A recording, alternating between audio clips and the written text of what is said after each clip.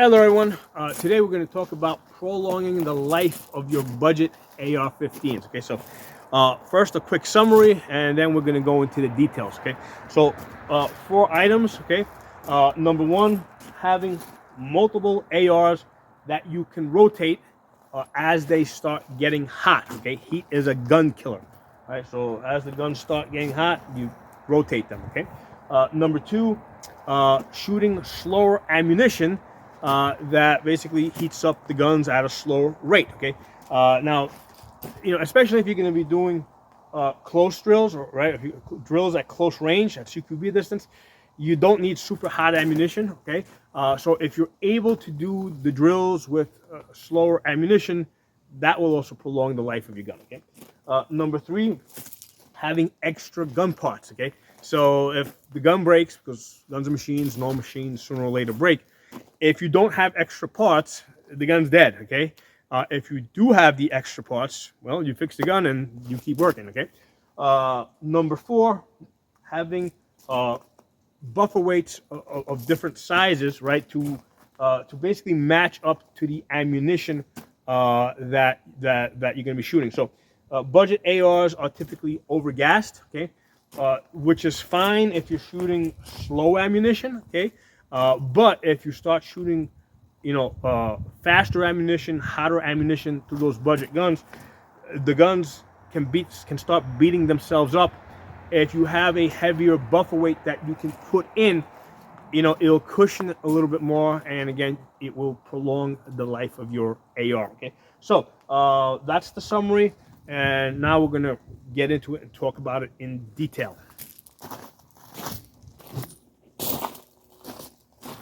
Hello everyone, welcome back. Today we're going to be talking about prolonging the life of your budget AR-15s. Okay, so this video comes out of the comments that I received in another video that I did that was raising the question of, should you be getting budget AR-15s or premium AR-15s? Okay, that was the title of the video. If you haven't seen it, you should check it out. So in that video, I told you that you're better off getting a budget AR-15 or multiple budget AR-15s, okay, and putting more of your money into ammunition, okay, and optics, okay. So that was my thoughts on that video, and you guys should check out the video. I was basically saying you're better off practicing more. In the long run, you'll be better with a cheaper gun that you practice more and you're a better shooter with, right? Than having a premium gun that you really can't afford to shoot. Or you don't want to shoot because it's your good gun and you don't want to wear it out. So I don't monetize any of my channels. I don't get freebies from any of the manufacturers or distributors. I only make money from training people, and most of the people that I train, they're just budget people, right? They're not like super rich people. Okay, so most people are really happy when I tell them that now they don't have to spend a whole lot of money on a rifle. There was a comment that came out of that video, and I've heard it before. It's not the first time I heard this comment, that when people do in some of the training classes, right, where a lot of times it's like a 2 or 3 day class where people are shooting like 1,500 to 2,000 rounds. One of the comments that I've heard, and I've heard it before, is that a lot of the budget rifles a lot of times will fail. Okay, now I've also heard from other places, right? It's usually not the same person saying it, but from other places, that even the Gucci brands also fail. Okay, so the question becomes, okay, why do failures occur in those type of classes where they're shooting 1,500 rounds to 2,000 rounds over the course of 2 or 3 days? And the number one reason is heat. Okay, heat basically damages guns, right? So one of the things that I have done to prolong the life of my rifles is I don't let them get so hot that I can't hold them. Okay, so a lot of times, especially with these railed rifles, they'll get so hot that you can't hold them, and people, because they got gloves on, they'll keep shooting throughout that. once this gets to the point where it's too hot to hold, okay, you started wearing your gun down at an increased rate. Okay, so to prolong the life of the gun, regardless whether it is a budget gun or a premium gun, okay, don't let the gun get too hot. Okay, at least don't let it get so hot that you can't hold it with your bare fist. Now, if you are in a situation where you have to wear gloves because you know there's just a rough environment, you don't want to get cut up, you're climbing up over berms and shit, there's ways to get a sense of how hot your rifle is getting. Okay? Now, one of the things that I do, okay, and I think it makes all the sense, is if I'm doing a training session where I expect the rifle is going to get hot, okay, I have multiple rifles that I rotate. Okay, so as soon as one rifle gets so hot that I can't hold it, or the person that's shooting it can't hold it, or I see smoke starting to come off of it, right, I rotate it. All right, so I don't let the guns get too hot, and that applies to all of my guns, right? To my AKs, to my AK shotguns. Okay, they all do very high round counts, and I have multiple rifles of almost the exact same thing, and I rotate them so that they don't get too hot. Okay. Now, the other thing that I will do if I'm going to a class or a training session where I suspect that there's going to be a very high round count, in addition to bringing extra rifles, okay, I will bring extra parts that are likely to break. Okay. So what parts of this? One of the there's three things that are likely to break. Okay, one of them is the trigger groups on ARs. Now, when those go right, and most AR triggers are rated for about 5,000 rounds, even though I'll usually get 8,000, approaching 10,000 rounds on it. What will usually happen is one of two things, and I know because it's happened numerous times to me over the course of 15 years I've been training people. It will either lock up, right, so that the trigger's not working, and it's just not working, or it will go full Monty. You're going to start getting multiple round bursts. This usually has to do with the disconnector wearing out. I've seen it a bunch of times.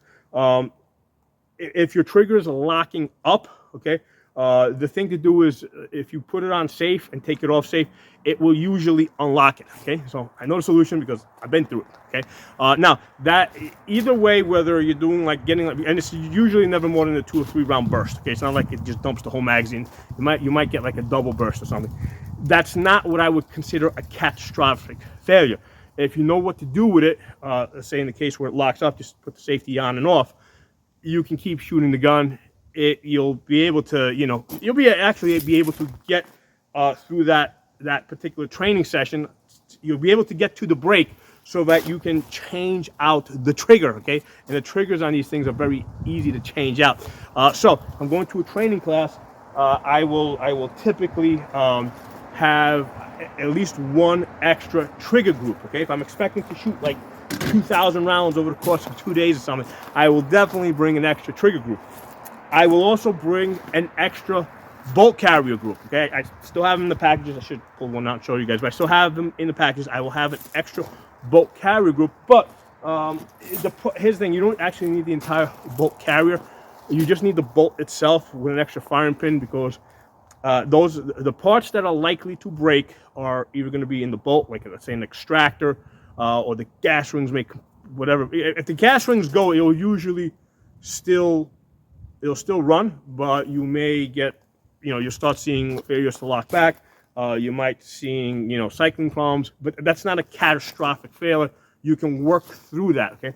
So gas rings are not a problem. Extractor is a problem, okay? A broken firing pin. Now, an interesting thing with the broken firing pin is that because the firing pin runs in the channel, I have seen firing pins broke not just in one spot, but in two spots, right? So the firing pin is actually 3 pieces, okay? Because it's running in a channel inside of the bolt, it will still work. So there's plenty of times where I did not know that I had a broken firing pin until I went to actually clean the gun, and when I took the firing pin out, I saw it was broken. Okay, so in most cases, a firing pin break will not be catastrophic unless the tip that protrudes past the bolt, right, that hits the primer, unless that specific part breaks.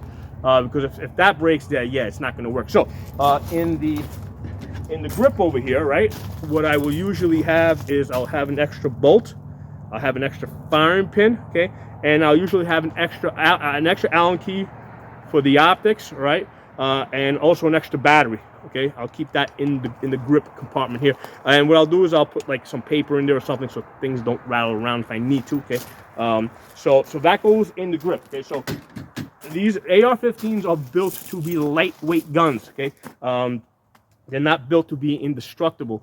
They can be built indestructible, but they will be much heavier and much bulkier. So because they're built to be lightweight guns, they do break when you're running up very high round counts very quickly, where you're heating up the gun. Okay, the heat is really what does the most of the damage to the guns, and for that reason, like I said, the way I prolong the life of my guns is that I have multiple guns. Okay. Now, if you're going to one of these classes, right, because you might say, hey, how practical is it to, in real life to be going around with 2 guns? Okay? Well, this is the thing. If you're going to a training class where you're going to bring 2,000 rounds of ammunition, right, and you got 1,000 here, each of these is about 22 to 23 pounds. Okay, I got almost 50 pounds here. If I'm bringing this heavy shit, right, if I'm bringing all that shit, that heavy shit, right, I got it's like 75 pounds on this table and 75 pounds on that table. I got about 6,000 rounds right here on this table, okay? If I'm bringing all this shit, I can afford to bring an extra gun or 2 or 3, okay? Certainly a shorty, right? A lightweight shorty, okay? 10.5 inch. If you're going someplace where you're gonna have more than 6 mags, right? Because I think your standard, let's say your military loadout would be something like 220 rounds or 240 rounds. Okay, if you are expecting to shoot more than that, okay, I would think that you would have more than just 1 gun. Okay, so that's just the practical way to think about it. Okay, yeah, if you're going lightweight where you only got 5 or 6 mags, yeah, it makes sense. You're only going to have 1 gun and a pistol as a backup. Okay, that's a practical situation. If you're going someplace, and it doesn't matter whether it's a training class or a real SHTF type of scenario, you're going out to the hills or something to hide, or into a bunker or something. If that's the scenario where you're taking all this ammo, right, and 2,000 rounds, like I said, it's 2,000 rounds over here, right? This is what you're going to take to your training class. That's almost 50 pounds. Okay, I'm going to take that much weight. I can definitely afford to take 2 extra guns, 3 extra guns. Okay, it's not a big deal, man. If I'm bringing that much ammunition, okay. So that's just a practical way to think about it, which I think is proportional. Okay, I mean, if you're going shooting and you are only taking 6 mags with you, right? That's the most amount of shooting that you expect to do. Yeah, you're gonna have your rifle, you're gonna have your pistol, you're gonna have your 6 mags, and you're gonna have maybe 2 extra pistol mags. Okay, so you gotta keep things in perspective like that. So that's how I prolong the life of my guns. I don't let them heat up. Okay, I don't let them heat up to the point where I can't hold them. And if I'm going to be shooting that much where they are heating up, I rotate the guns. And again, I explained the situation where if you think that it's not practical to have multiple guns to rotate, well, it's not practical to have 6,000 rounds with you, okay, either. All right, so we gotta be a little bit, I like keeping things in perspective like that. Okay. Now, aside from having multiple guns, rotating them, having the extra parts that are likely to break. Okay, and again, the extra parts are again with the trigger breaking. It's usually not catastrophic. It just starts locking up or doing a 2-round burst, so that's not catastrophic. Okay, your extractor breaking, that'll be catastrophic. I mean, the gun's just not going to be extracting it. I mean, so you got to have an extra bolt in the grip. Okay, might as well have an extra firing pin in there. Might as well have an extra battery in there. Might as well have an extra Allen key for your optic. Okay. The other thing that does break is the charging handle. Okay, these things are flimsy. I don't care what company you get them from. They this is one of the things that over thousands, like, we're always charging with 2 fingers. That's going to stress it less.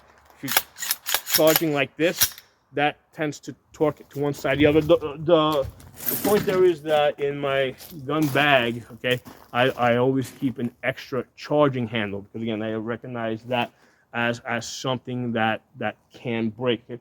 Now, as far as the other, there's also another failure that I have seen, although it's not catastrophic. The gun will still work. A lot of times, this is something I saw back in like 2016, 2015, 2016, right? This is when, like, you had, Hillary was going to become president, right? And she was going to ban everything. She probably would have, right? If she had won and, had an opportunity to pick 3 additional judges on Supreme Court, it would be a completely different world right now. So back in 2015, there was a huge, basically people were buying ARs as fast as they could be made. Companies were rushing to pump them out. And I think a lot of companies were working with the foresight that, hey, they would probably be out of business within a year or two. Okay, I think a lot of companies were going into that mindset, especially the smaller companies, and they were just pushing out the guns. The main issue that I saw with some of the guns that they were rushing out, okay, was the gas tubes were not being properly secured. Okay, I think that you're supposed to not use Loctite. I think it's like rocks that you're supposed to put some type of a thread locker on the screws of the however. I usually don't put uppers together, but I think there's a screw in there. You're supposed to put some type of thread locker on the screws that hold that connect the gas block and the gas tube. I've only had to do it once to repair it, okay, and I think that was because they were being rushed out. And what happens if the gun gets hot, right? The first time it gets hot, if the gas tube has not been properly attached to the gas block, the two will separate, and now you have essentially a bolt action rifle, where every time you fire this, you got to charge it in order to chamber. Okay, so I did see this in 2015, 2016. Have not seen it since. I'm sure it's happened, but I haven't seen it. But that's a real thing. The good thing about that is that it's easy enough to fix yourself in a house if that happens. Okay? It's not a big thing. It's just a matter of getting the rail off and getting the rock set and getting that gas tube and the gas block connected. Okay? So it's not that big of a deal, but it will stop your gun from running. And again, the quick, fast solution to that is just to have another gun. Okay, move to another gun. Okay, so the fastest replacement for a broken gun is another gun, right? So that's why if the rifle breaks, we immediately go to our pistol, and then if we have time, we get to another rifle. Okay, so again, in an SHTF type of situation, if you're on the run, presumably you're not gonna have, it's very unlikely that you're gonna have 1,000 rounds on you. Okay, so, and if in that type of crazy world type of situation, chances are that if you're not killed, you'll be doing lots of battlefield pickups. Okay, so getting more rifles is not going to be, there's no way of knowing how SHTF would pan out. Okay, so there's lots of different possibilities. A lot of times people are preparing for just one possibility. Okay, you've got some guys that might be just preparing for the sniper long range shooting only possibility with some type of a bolt gun, right? Or thinking that SHTF is going to be, if they can hunt, that's the end of it. You got other guys that might be preparing for it's all going to be very close pistol distance. All they need is a pistol. There's other guys that might think that they're going to be getting into these like long drawn out shootouts, right? Where they're going to, there's actually going to be like 1,000 rounds going back and forth. Okay.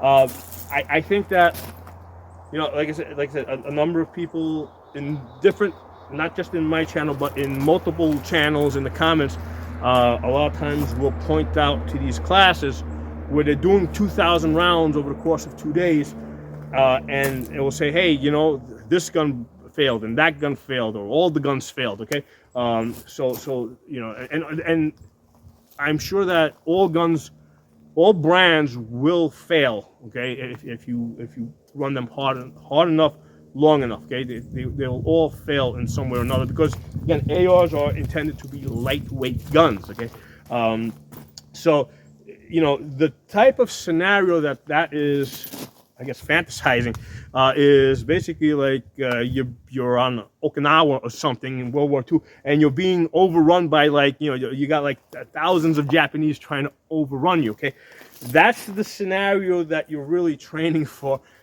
if you're going to these classes where you're shooting out 2,000 rounds within a day or two. Okay, which is, again, first of all, it's fun. There's no reason not to do it. Okay, but I'm just saying that is one possible scenario, okay, out of many other possible scenarios. Okay, so my suggestion is don't get so locked into just one scenario. Okay, in my opinion, the more likely scenario is that the SHTF, right, would involve actually very low round counts, because most of the people that are out looting, right, are looking for easy targets. Okay, they're not looking to get into a long, drawn-out gun battle, especially at a time where there's no medical treatment. Okay, so I think that I don't know, but I think the possibility of these long, drawn-out 1,000-round gun battles is less of a possibility than more of a possibility. Okay, I think that the more likely scenario is that you're going to want to arm multiple members of your family, right? Even if they're untrained now, even if they hate guns now, in that type of scenario, they're going to learn to like guns really fast, right? Because they're going to realize that's their best chance of surviving. Okay, and being safe. Okay, so even people that may not like guns now, that are biased against guns, are gonna, their feelings are gonna change really quickly, and it might be in your interest at that particular moment to arm those people. So you want to have extra guns to arm those people, and get them to help you, right? And you want to have extra ammunition, which is why on this table over here, right, I've got 1, 2, 3, 4, 5 boxes of Tula and Wolf steel case, right? And I've got 1 box of brass X-Tacs. Okay, now this isn't the full extent of the ammunition that I have, right? This is just what I felt like I could, what I felt like putting on this table, and I was kind of worried about how much weight this table could take. So that was my mindset with how much ammo to put on the table. So my point here is that I'm a big believer in having lots of cheap ammunition, because a lot of your engagements are going to be at closer distances.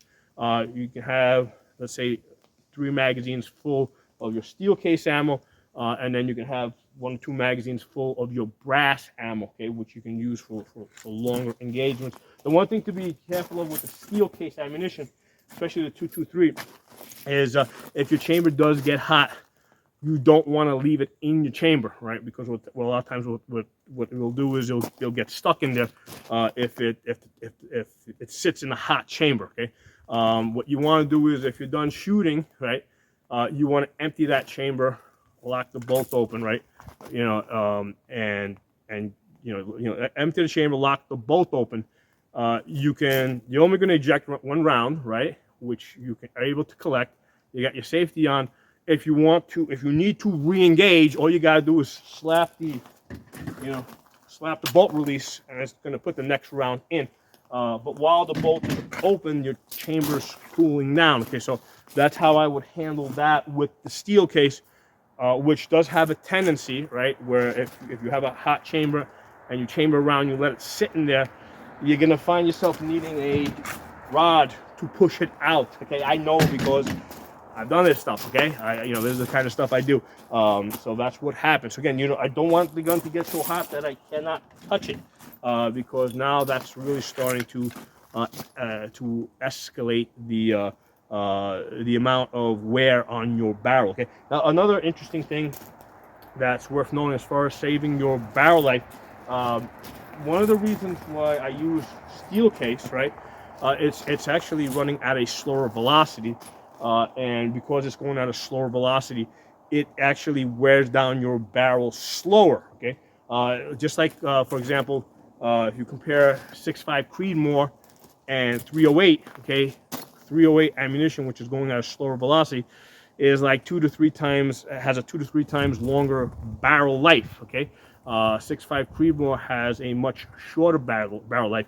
There's different figures out there. A lot of people will quote that a 6.5 Creedmoor has a 1/3 barrel life versus a 308. Okay, so that's probably the reason why I did a video. I was able to get 22,000 rounds out of my Radical AR-15, right? Because 95% of that, which was steel case ammunition. Okay.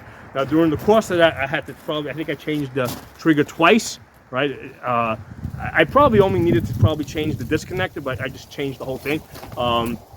So I had to change the trigger group twice, okay, and I had to make repairs to the bolt twice. Okay, now because Radical had a lifetime warranty, what I did is I just sent a picture to Radical with the serial number and the broken bolt, and they sent me a brand new bolt carrier group. So I got a full bolt carrier group replacement under their lifetime warranty. Okay, because they didn't want to take a chance of just fixing one part, but maybe some, they just changed the whole bolt carrier group. So again, another reason why I'm a big supporter of budget guns that have lifetime warranties. Okay, and right now, the only ones that I know of, there's probably more out there, is Palmetto and Radical Firearms, and I've actually executed on their warranty on each of them. Okay, I had the Radical Firearms. They replaced the entire gun except the receiver, the part with the serial number, that kept the same. And then on Palmetto, they gave me a brand new upper. Okay, they changed out the upper on that. Sent it back to Palmetto, and they sent me a brand new upper. Okay, so I mean that's what you get out of these budget companies that have the lifetime warranty. So I've actually executed on them. They're good, right? It's good stuff. Okay. So what I was trying to say before is that the steel case stuff, it runs at a slightly slower velocity. Okay, so just to give you, on a 16-inch barrel, right, I will get, I think, 865 foot-pounds. Okay, compared to when I put the 62 grain green tips in there, which are on the hot side, those get about 1150. Okay, so 865 steel case versus 1150. Green tips, right? And again, I'm talking about the energy, they're not the velocity, just because those are the numbers I happen to remember. So because the Tula and the Wolf is less hot, the bullets are going slower through the barrel. The barrel doesn't heat up as much. That's probably the reason why I got 22,000 rounds, where other people will say, well, the barrel life, it should be a lot less than that. Okay, so I'm running mostly slower ammunition, and I don't let the guns heat up. Okay, the military quote on barrel life is usually around 6,000 rounds. Okay, but that's in many cases they're doing select fire. Okay, so again, you can see the difference in running hotter ammunition, running the ammunition more rapidly, heating up the barrel. I get 22,000 rounds. The military says they get 6,000 rounds. Okay, now I don't know how far back that goes. I actually remember that from a few years ago. I don't know if that goes back a year, or I don't know if that data was from that year or from 10 years earlier. I don't know, but that's the information I had seen and I remember. Okay, so shooting more steel case will also save on your barrel life. Shoot the brass too, right? But especially if you're doing if I'm doing distance shooting, yeah, I'll shoot more expensive stuff. So I'll have my steel case for shooting 30 yards. I'll usually shoot like my budget brass from, let's say, 100 yards out to maybe 300 yards, or 100 to maybe 200 yards, okay?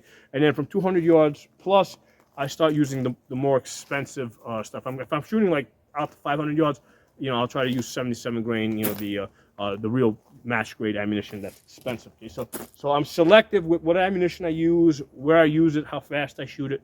Again, that all prolongs the life of the gun. Okay, and I think that covers it. Okay, so there's my thoughts now. Oh, another thing I will do. Okay, I started doing this in 2020. Okay, another thing I will do is, for a lot of the training, especially that's up close, 30 yards and in, I will use AR-9s. Okay, AR-9s do the same thing that AR-15s do, with the exception that mines don't have a last round bolt hold open. Okay, and again, if I want to do like jamming drills, okay, if I want to induce jams, that's not the same with an AR-9 as it is with a 5.56. So yeah, I still need to do practice with 5.56, but a lot of the stuff like the up drills, right?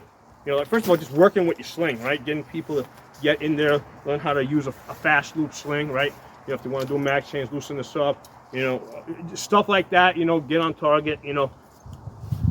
This is all stuff you can do with an AR-9. Okay, from here, turn around, come up, get on target. Okay, so that's all that stuff you can practice with an AR-9. Okay, so AR-9, cheaper ammunition, but it's also going a lot slower. Okay, so again, the AR-9s, because the bullets are going slow through the barrel, you're also going to get a lot more life out of your gun. Okay, so these are all things that I do. These are my suggestions. Drop some comments below. Let me know what you guys think. I'll talk to you soon.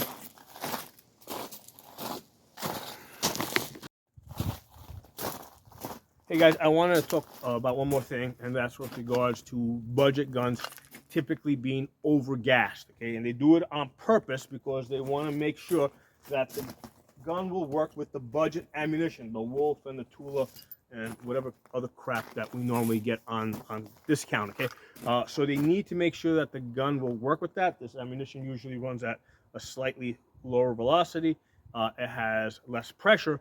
So if the gun's not overgassed, it may not work with that. Okay, and the mentality of much of the gun community, right, is that if it doesn't work with steel case, it doesn't deserve brass. Okay, so manufacturers have heard this, and in most cases, they make sure it will work with steel case. Okay, so the issue here is that if you're going to shoot lots of hot ammunition through it, like if you're going to shoot lots of green tips, if you're going to shoot lots of like 77 grain stuff, okay, and I'm not talking about 50 or 100 rounds. For that, I just shoot it the way it is. It's not a big deal.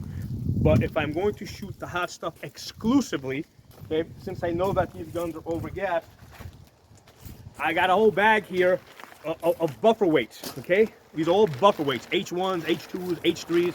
Yeah, 3 ounces, 3.5 ounces, 4 ounces, 4.5 ounces. Okay, 5 ounces. I got it's a whole bag of buffer weights. So what I will do is, if I plan to do a lot of shooting with hot ammunition, I will put in a heavier buffer weight. Okay, and the ideal place for your ejection pattern, right, if I'm shooting this way, is for it to shoot at 3 o'clock. Okay, now the problem with that is if the gun gets dirty, it starts falling back towards 4 o'clock. You might start having some cycling problems. You may not be locking back on the last round. So rather than, I prefer my guns ejecting at 2 o'clock, right? This way I have some margin. As the gun gets dirtier, it'll start ejecting at 3 o'clock. So I like them at 2 o'clock. If you're ejecting at like 1 o'clock, you're probably like overgassed. So I would put in a heavier buffer weight. So so buffer weights are really easy to change. Okay, so I don't think there's that much effort in changing a buffer weight if you're going to be going through 1,000 to 2,000 rounds of higher pressure ammunition. Okay, 90% of the ammo that I shoot, inside of 50 yards, I just shoot with steel case. 3-ounce buffer weights that are in there are fine. If I'm going to do a lot of shooting with the heavier stuff, yeah, I just put in a heavier buffer weight. Okay, so that will prolong the life of your gun. The gun will beat itself up. It'll beat itself up a lot less. Now, over the years, I have seen a couple of extreme cases, usually around the time of buying panics. Okay, like 2015, 2020, right? During buying panics, where the manufacturers, all brand names, they're rushing to get the guns out, right?